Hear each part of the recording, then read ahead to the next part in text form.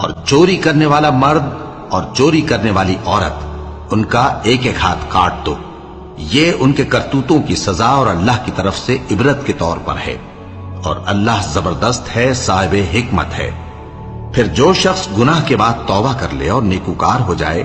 تو اللہ اس کو معاف کر دے گا، کچھ شک نہیں کہ اللہ بڑا بخشنے والا ہے، بڑا مہربان ہے۔ کیا تم کو معلوم نہیں کہ آسمانوں اور زمین میں اللہ ہی کی سلطنت ہے، جس کو چاہے عذاب کرے اور جسے چاہے بخش دے، اور اللہ ہر چیز پر پوری طرح قادر ہے۔ اے پیغمبر،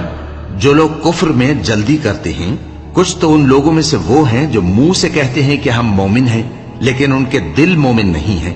اور کچھ ان میں سے جو یہودی ہیں، ان کی وجہ سے غمناک نہ ہونا۔